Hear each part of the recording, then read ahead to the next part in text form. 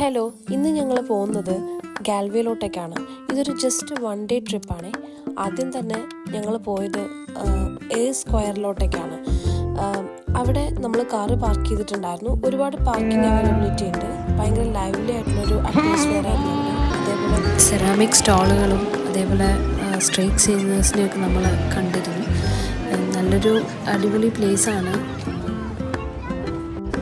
ഈ സ്ക്വയറിൻ്റെ വേറൊരു പേരാണ് John F Kennedy memorial park.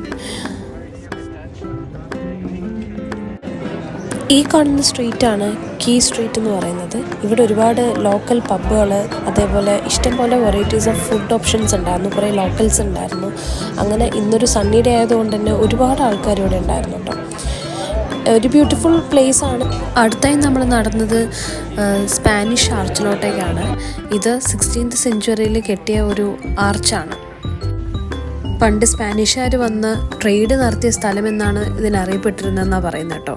Climate change കാരണം 4 mm വാട്ടർ ലെവല് എല്ലാ ഇയറിലും കൂടിക്കൊണ്ടിരിക്കുന്നുണ്ട് എന്നും ഉള്ളൊരു ഇൻഫർമേഷനും കൂടെ കിട്ടിയായിരുന്നു.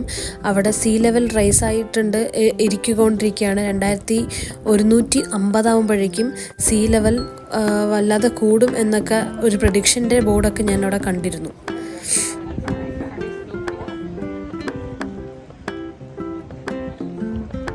അടുത്തായി നമ്മൾ പോയത് ഗാൽവേ കത്തീഡ്രലിലോട്ടാണ്.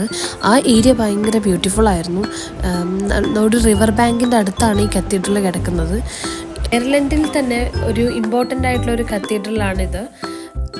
നല്ല മനോഹരമായിട്ടുള്ള വ്യൂ ആയിരുന്നു ഉള്ളതുണ്ടായിരുന്നു. അതേപോലെ മൊസൈക്കിൻ്റെ സ്റ്റണ്ണിങ് വ്യൂസൊക്കെ നമുക്ക് കാണാൻ പറ്റുന്നുണ്ടായിരുന്നു. എന്തായാലും പോയത് നന്നായി. നല്ലൊരു പീസ്ഫുള്ളായൊരു എൻവയോൺമെൻ്റ് ആയിരുന്നു ഉള്ളിൽ കേട്ടോ. ഞാൻ ആദ്യം പറഞ്ഞ പോലെ റിവർ ബാങ്ക്സിൻ്റെ അടുത്തായതുകൊണ്ട് തന്നെ ആ ചർച്ചിൻ്റെ സൈഡിൽ തന്നെ നമുക്കിരുന്ന് കുറച്ച് നേരം സംസാരിച്ചിരിക്കാനൊക്കെ സമയം കിട്ടി. എന്തായാലും ഒരു അടിപൊളി യാത്രയായിരുന്നു. എല്ലാം അടുത്തടുത്താണ്, എല്ലാം വാക്കബിൾ ഡിസ്റ്റൻസിലാണ്. പിന്നെ പെയ്ഡ് പാർക്കിങ്ങും ഫ്രീ പാർക്കിങ്ങും എല്ലാം അവൈലബിൾ ആണ്. അതുകൊണ്ട് തന്നെ ഒരു ഗാൽവേ ട്രിപ്പ് 1 ഡേക്കൊക്കെ പോയി വരാൻ പറ്റുന്നതാണെങ്കിൽ നിങ്ങൾക്ക് ഈ സ്ഥലങ്ങളിലെല്ലാം പോകാവുന്നതാണ്. എന്തായാലും ഞങ്ങൾ എൻജോയ് ചെയ്തു. ഇനിയും കുറച്ച് സ്ഥലങ്ങളും കൂടെ പോകാനുണ്ടായിരുന്നു. പക്ഷേ സമയപരിമിതി കാരണം ഞങ്ങൾ പെട്ടെന്ന് തിരിച്ചെത്തി. അപ്പോൾ ശരി, അപ്പോൾ അടുത്ത വീഡിയോ ആയിട്ട് കാണാം. Bye bye.